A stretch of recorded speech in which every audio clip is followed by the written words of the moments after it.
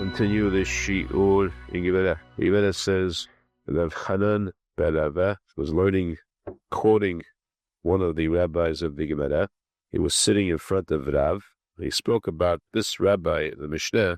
He said, this rabbi stated, the name of the rabbi is Rabbi Zechariah ben Kefutel. And the Rav made a motion to him, like, you're wrong. It's not Rabbi Zechariah ben Kefutel, it's Rabbi Zechariah ben Kevutel. In other words, there was a question about the exact name of this rabbi, and it was important. He corrected him, state the true exact name of the rabbi. Why? Why is that so important to be so careful with the name of the rabbi?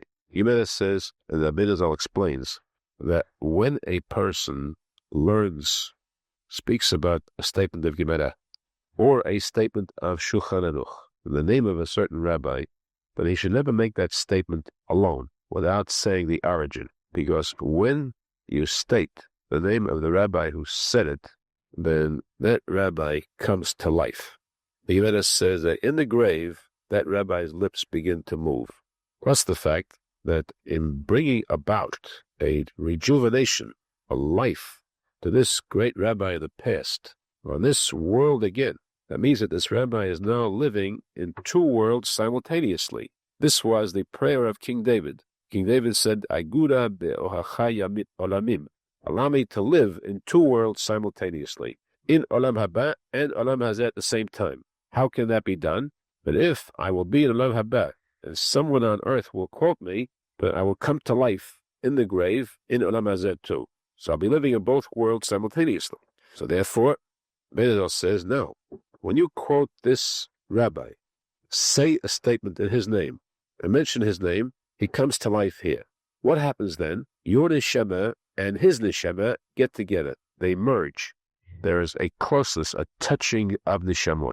Imagine the zechut of a person whose neshama merges with the neshama of a great rabbi in the past. One of the rabbis of the Shulchan Aruch, or the rabbis still further back, the rabbis of the Gemara. That's why it is so important to say the name of the rabbi who originated the statement and to say the name correctly. Therefore, Rav corrected this rabbi who was making the statement. But the Gemara asks now, why did Rav motion with his hand? Why didn't he come out openly and say to him, correct it? The correct name is Rabbi Kutal. The Gemara answers that Rav was in the middle of Kriyat Shema at the time. So naturally, he couldn't speak.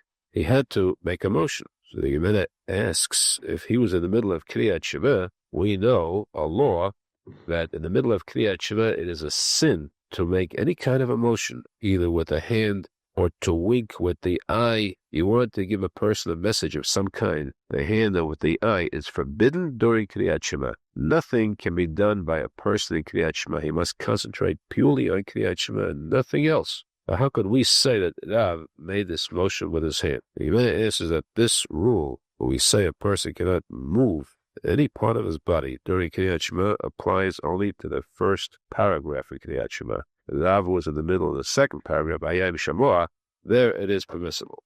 Now, this is the law, but the custom is to be as strict in the entire Kriyat Shema as last two chapters as in the first. It teaches us, though, a person should never let his mind even wander during Kriyat Shema.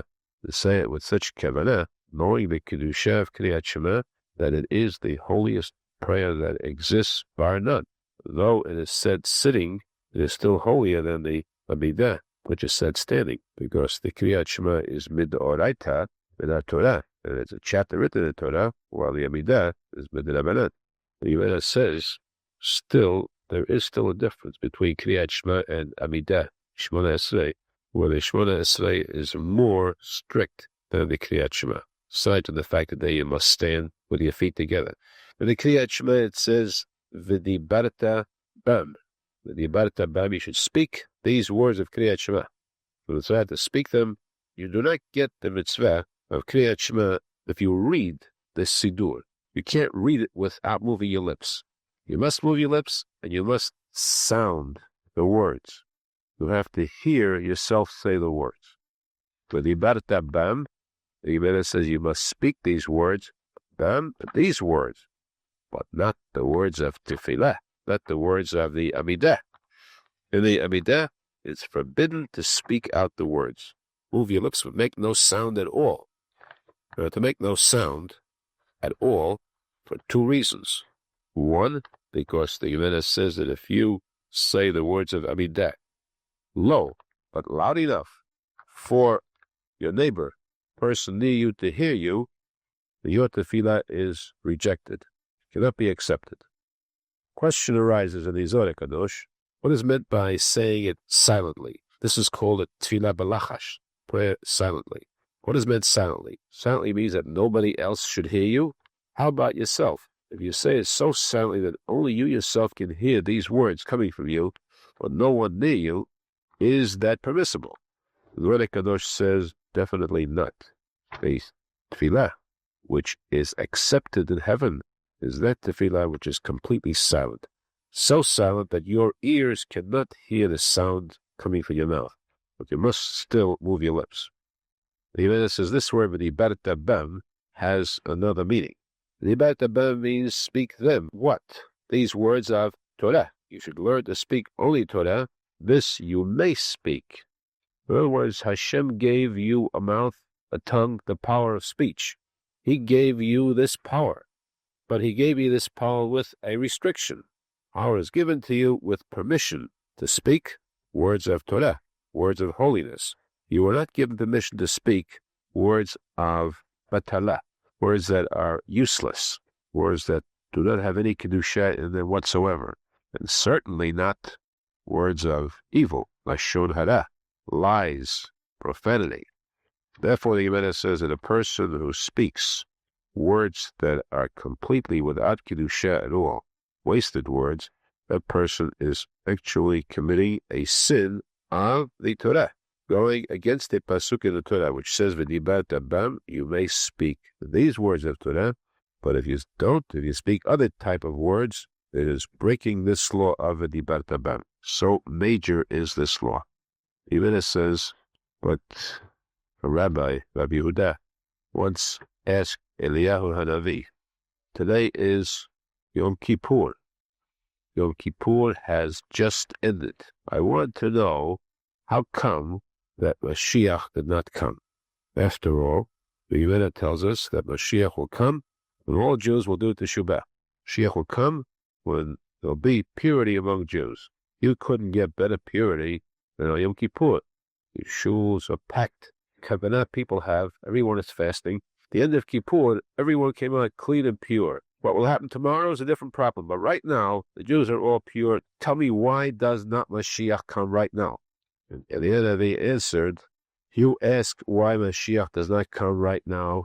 You are sitting in a knis here, in a shul, and you are praying with kavanah, and you're pure, your mind is pure, your actions are pure. The Jews here are filled with good intent, filled with purity. You don't know what's going on outside. You think that all the Jews are this way? Do you know that right now, today, on Yom Kippur, in your city, what sins were committed? Sins of adultery and zanut were committed on Yom Kippur, Barminan, Has v'shalom. And you ask why Mashiach didn't come? You think that all Jews are that pure. But when you have such major sins committed, this affects the whole world. A Jew can do a wrong type of sin that's so evil, so major, that it can affect the entire Jewish people. But Rabbi Yehuda asked, that's horrible. Well, what does, you are in heaven, what does Hashem say about this? This is the day of judgment. And woe is to us if Hashem has to judge us by this type of act. The enemy is that Hashem says that I judge the Jews for good, l'kaf zechut, because it's the fault of the Yetzer Hara, the angel of evil, the Satan. He misleads. These Jews don't really want to commit sins. If they didn't have the Yetzer Hara, they'd be perfect. If they didn't have this temptation, this evil inclination, they would serve Hashem too, just like others. They fall victim to the Yetzer Hara, so that, of course, they may be guilty. But still, there is a point about which to judge them much more leniently. This is the defense that Hashem attributes to the sake of the Jews. So the Yehuda asked, that's what Hashem says. But what about the attorney? What does the Satan say at a time like this? Imagine the Satan coming out with a complaint, a claim like this. The other is, fortunately, the Satan has no power on Yom Kippur, because the Satan, the word has Satan. The Satan is gematria 364. Teach us that in 364 days, the Satan has power, to harm, to attack the Jews. One day in a year, on Yom Kippur, he is harmless. There's no power to attack. Aron Kodesh explains this in depth, very much depth. We'll attempt to explain this if you concentrate. The Pasuk says, Shatu ha'am v'laktu. Hashem sent the men down to earth. They weren't tzaddikim, to whom the men came directly to their door. They didn't have to walk out at all. They didn't have to walk far to get it. For them, the men came directly down. For the Beinonim, the middle of the road type of Jews, they had to walk out to collect it. But the Sha'im, that's ha'am, not the Bnei Yisrael ha'am, Edevrav, Shatu ha'am, these people had to spread, scatter out, and collect it. The Zohar Kadosh's Shatu comes from the word shtut, foolishness. Those who were fools, those who did not have the munah, they had to go out and try to collect it, and they were unsuccessful. The word shatu, shin, tet, vav, there are two things about that word. One, that it has the letters, same letters as veshet. Veshet means the esophagus. There are two tubes in a person's throat, the esophagus, that's the food, the tube where the food enters. The kaneh is the trachea, the windpipe where the air, oxygen goes through, person breathes through.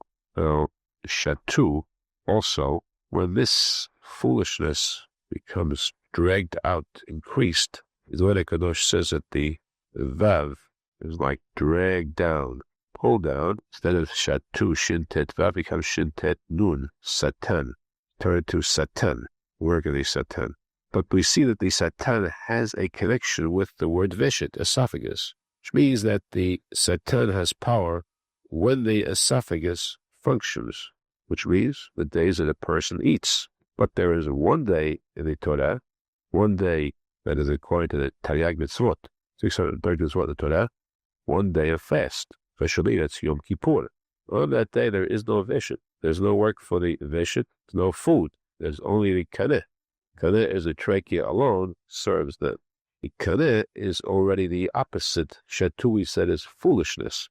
The Pasuk says, kaneh chachma, kaneh binah. Acquire chachma and acquire binah. Kaneh means to acquire. Same word, kaneh. Acquire, kaneh means this trachea, the windpipe. So, kaneh already is a matter of chachma, because then there is no longer a satan, a foolishness, a misleading by the Satan. And that is why, on that day, when there's only the kaneh, only the windpipe, and no longer the esophagus, no food, we have chachma. We do not have the Satan at all. That's why on Kippur, there's no power for the Satan to complain, to bring charges against the Jews. This is what Rabbi answered to Rabbi Yehuda. Hashem defends the Jews on this day. The Satan cannot argue against them, and that's how the Jews come out pure. Even it says, again, that in the Beit HaMikdash, the services there, service of bringing the korbanot, started very early in the morning. In fact, we have the shachrit, the slaw in the morning, corresponds to the special korban that was brought in the morning. When did these services begin there? The service of the Beit HaMikdash. Even says that when there was the call of the giver, calling people to come, then immediately the yard of the Beit HaMikdash became filled with Jews. The Gemara asks, what is meant by the call of the giver? What does giver mean? Giver could be two things. The Gemara says that the Rav says giver means a man. There are four ways to say man. Adam, Enosh, Gever, Ish. Gever is a man. Geveret, a woman. Gever is a man. This was a call of a certain man who was appointed to announce, like a shemesh, announcing that service is about to begin. As soon as he made this announcement, the gates were opened and the yard became filled. Rabbi Shila says gever means the rooster, call of the rooster. Because in Hebrew too, that word means rooster. It means when the rooster crowed, which is at daybreak, literally at daybreak, the crow of the rooster, the gates are open, and all Jews were already prepared. There was no difficulty in waking up on time to come to the service at that time. But we see, though, that there is a machlokah, a debate in the translation of the word giver. Rav says man, a certain man. Rabbi Shila says a rooster.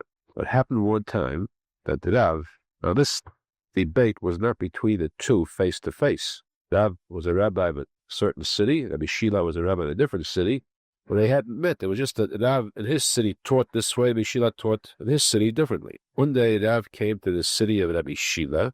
The custom in those days was that the chief rabbi delivered a lecture. He spoke softly, and he appointed someone to stand above him and to repeat his words loud so that the entire crowd could listen, could hear. Rav came as a visitor. Rabbi Shila did not know this was Rav. This visitor, this orech, he said, "Come on, you will be my loudspeaker for today." Like a shemesh. Rav accepted, came up to the top. Rabbi Shila was teaching, and he said, speaking about this topic, he said, and the gever called out. The Rav said, and the man called out. Rabbi Shila said to him, "Sir, will you say rooster?" I said, "Gever called out, say rooster." Rav answered, you bring a beautiful instrument, musical instrument. You play it in front of people who have music appreciation, and they remark about the beauty of the music, how pleasant it is. But take this instrument and play it in front of farmers. They have no appreciation of music. They don't understand what it is. Now, here, this word, can I give it? I said this word in front of great rabbis, very great, much greater than you. And I translated man, and they accepted it because they appreciated what was right. When I come here and I say it the right way, it's not appreciated. You say, change it to rooster. Rabbi Shila said, you say it in front of great people. You must be the Rav. You must be the great Rav in front of great people because you say it in front of your uncle. Your uncle is Rabbi Chia, one of the greatest rabbis in Israel. And since you are the great Rav, then please sit down. It's not proper that you should be here acting as my loudspeaker. And I've said again, the person is a mashal. He said if a person is hired to do a day's work, then once he accepts it, he's supposed to do whatever they tell him to do. No matter how low or menial labor is, that day's work must be done, no matter what type of work is given to him. So right now, since I started the work already, I'll finish it. Plus the fact that there's a mitzvah, you're doing something holy, you increase the holiness. You do not decrease it. You don't lower it. If I leave you now, you'll have somebody else who will do a much worse job than I'm doing. So therefore, let me finish this. And of course, Rabbi Shila accepted, and obviously he apparently accepted too the translation of Rav, because you know the superiority of Rav. It shows again, as we said, Rabbi Shila stated this interpretation not in the presence of Rav originally. Many of these machloket we have in the Gemara were not a debate openly between two rabbis. The Gemara quotes both as debating the issue, but these two may never have met, or they may have lived in different times, just that this was stated in the law one way, the other stated in the opposite way, and both were authorities. The Gemara quotes them as a debate. This debate is discussed in later generations, expounding upon and explaining the reasons that each one had, and then arriving at a legal result, a decision. The Gemara says that Rav said there was, speaking about this giver, this man who announced that the Avodah, the Beit HaMikdash is about to begin. What was this announcement? What did it consist of? There was one announcer whose name was Givini in the Beit HaMikdash. He announced, stating, "Arise, Kohanim, to your work. Arise, the Leviim, to your singing at the place of the Korbanot. Arise, Yisrael, Jews, stand by as your Korban is being sacrificed." This announcer had such a loud voice that it traveled for a distance of 12 miles, could be heard 12 miles away. And there was a case with King Agrippas, who was walking along the road at night, and he heard the voice of this announcer 12 miles away. When he came to his home, his palace, he sent this announcer special gifts. He was so impressed with the power of this announcer's voice. It's without a loudspeaker. He had such a powerful voice that it traveled to 12 miles. The Amidah says, we are impressed by the power of this announcer's voice, but it could not compare to the voice of the Kohen Gadol. It was much better, who projected much further. Because when the Kohen Gadol on Yom Kippur said the words, Ana Hashem, Chatati, Aviti, Pashati, and he said that Vidui, confession on Kippur, his voice could be heard in the city of Yericho. How far was Yericho? The Gemara says, Rabbi Yochanan said, from Yerushalayim to Yericho, 40 miles. The voice could clearly be heard 40 miles away. Now, that's one thing the Gemara says. Note, it's not just that his voice carried 4 times as far. Now, let's look at the comparison.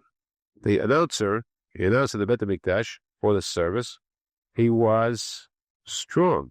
It was the morning. The Kohen Gadol, this was the service that was late in the afternoon already. He was weak. He had gone through a fast. The night before, he had fasted straight through. And one fasts, he's weak, and his voice becomes much lowered. Despite this, his voice traveled so much stronger and further. Another thing, notice that the case of Gavini, the Gemara stated was the king was traveling along at night, but he heard the voice of this announcer going for a distance of 12 miles. The voice of the Kohen Gadol traveled 40 miles by day. And we know, the Gemara says, that the voice of a person travels much further at night than it does by day. Sound travels much further at night than by day. The Gemara asks why. Why can sound be heard clearer and further at night than by day? The Gemara answers because the noise of the sun cutting through the heavens, when the sun travels, the edge of the sun has a cutting edge. It literally has to cut through the atmosphere.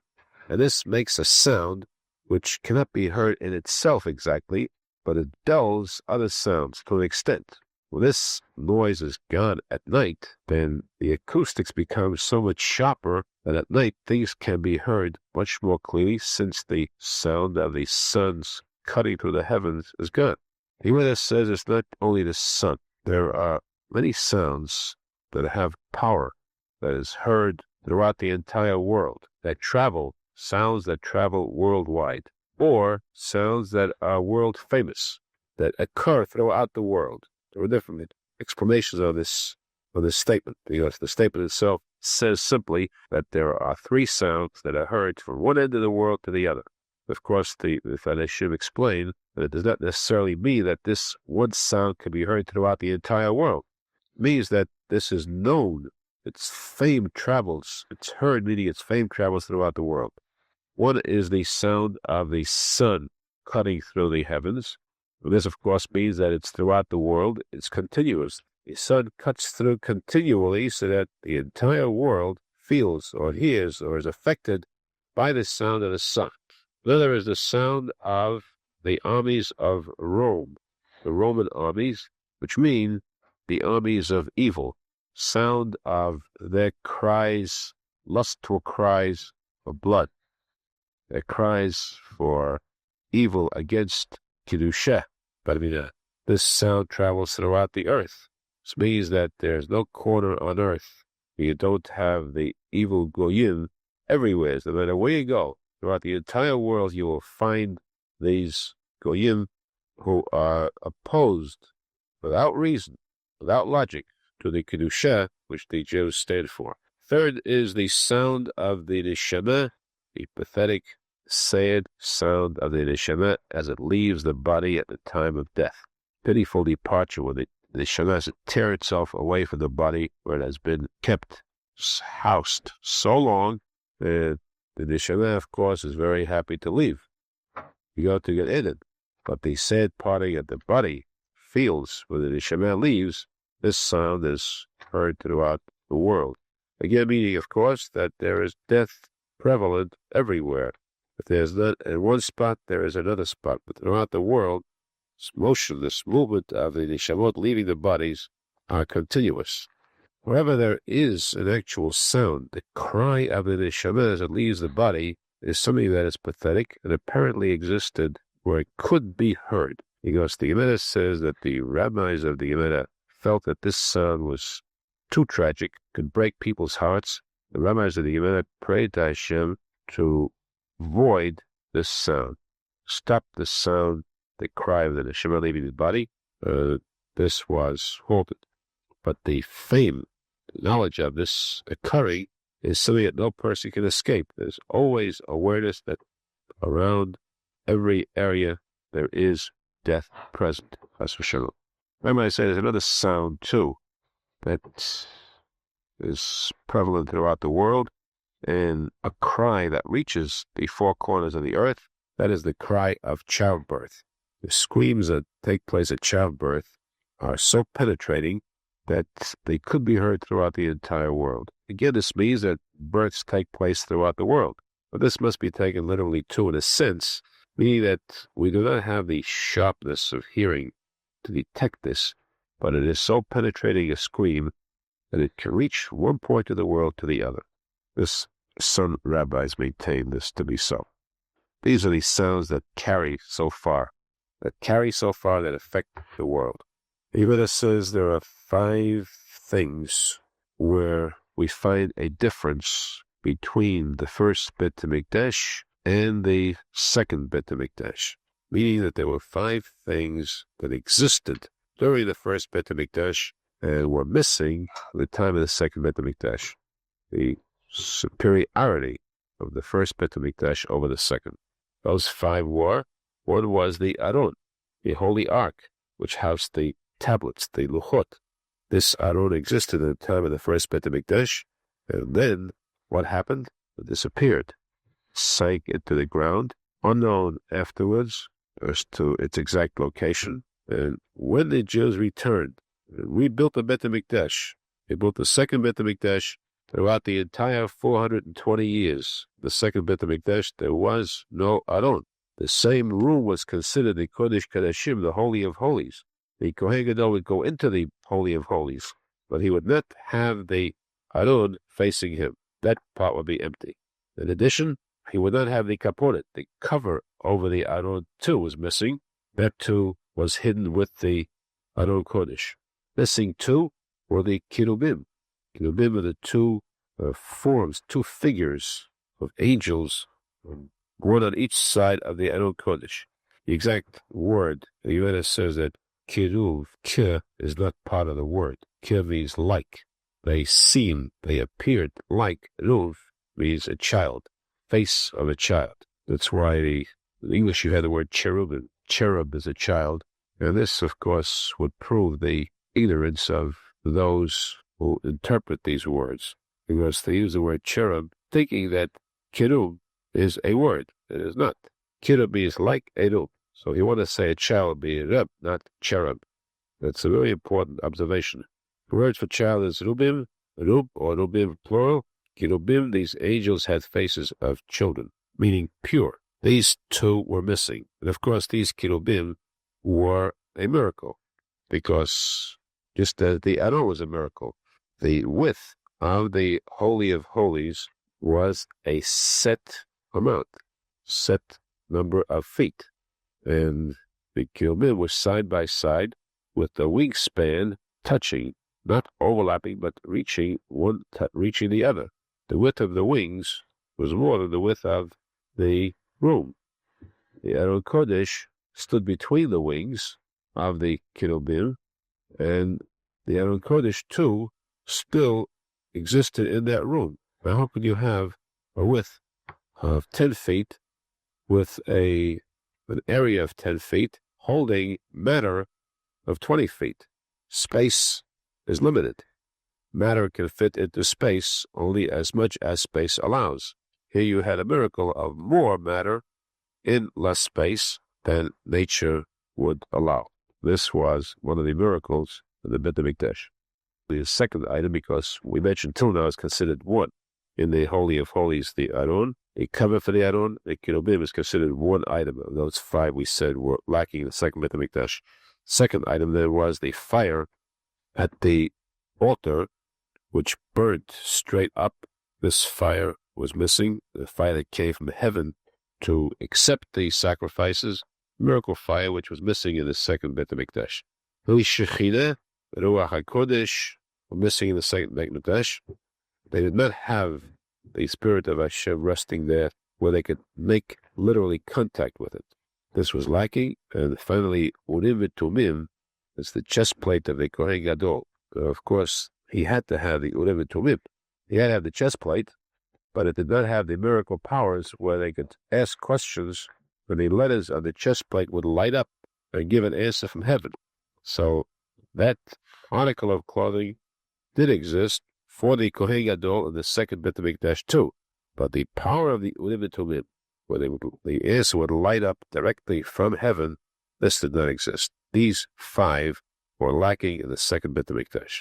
Amidah tells us as a matter of interest that there are 6 types of fire. Now, we know fire only as one. Fire is something that consumes. It burns, it leaves ashes, it alters, it changes, it transforms one thing into another. It can transform something that is tangible into something that is intangible, matter to air, to smoke. But there are actually 6 types of fire. The Amidah says, one is a type that eats and does not drink. That is our fire. Our fire eats away at things, it consumes, but it does not drink water. Fire will not drink up the water. It consumes something that is hard matter, not liquid. There is a fire that drinks and does not eat. This is the fire of fever.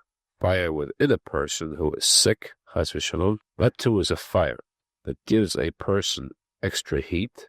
The heat of this fire of fever, when a person thirsts, a sick person who's got a lot of fever, thirsts for water. He wants to drink. He does not want to eat. Third type of fire is one that eats and drinks, both.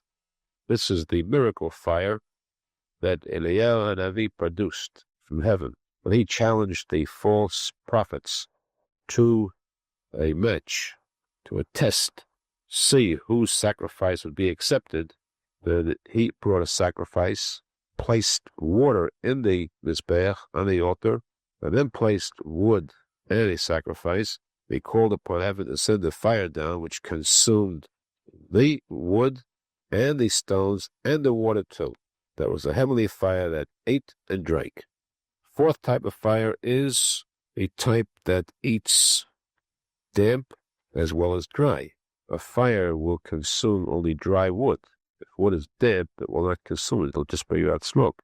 This is the fire of the mizbeach. Fire on the mizbeach would consume even that which was damp. Special, stronger fire. Fifth type of fire is a fire that can overpower other fire, that can actually repel fire. In order to repel fire, we usually use water to repel fire. But there is a fire that repels fire. This is the fire of the Malach, Gabriel. This Malach, you recall when the 3 prophets, Hananiah, Mishael, and Azariah, were placed in the pit of fire, he, the angel of fire, came down, and though he was fire himself, he repelled, he drove away the fire of the pit, and the 3 prophets were saved. But this was an actual case, only case, where one fire repelled the second fire. The 6th is a fire that eats fire, that consumes fire, which means one fire that can destroy other fire. This is the fire of the Shekhinah, Spirit of Hashem, which is fire. We find that this consumes fire, because at the time of creation, the Amidah says that Hashem discussed the question with angels, shall man be created? Some angels said yes, some said no. And Hashem destroyed the Shekhinah, the Spirit of Hashem destroyed these angels. These were angels of fire.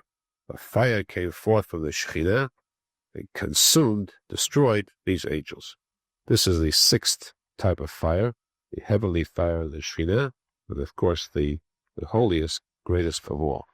Let's hope that Be'ezrat Hashem we will be zocheh to come close to this heavenly fire, which, though it has the power to destroy fire, yet the fire of the Shekhinah is such that it's not only a fire that destroys, it is a fire that gives off warmth and brings close beneath its wing. This is called Tachat Kanfei HaShekhinah, the wings of the Shekhinah, which are all protective. Tzadikim v'choseh, they stay under, they warm themselves under the wings of the Shekhinah. Those who perform mitzvot, the Aron Kodesh says the Shekhinah, like a mother, takes its children under its wing.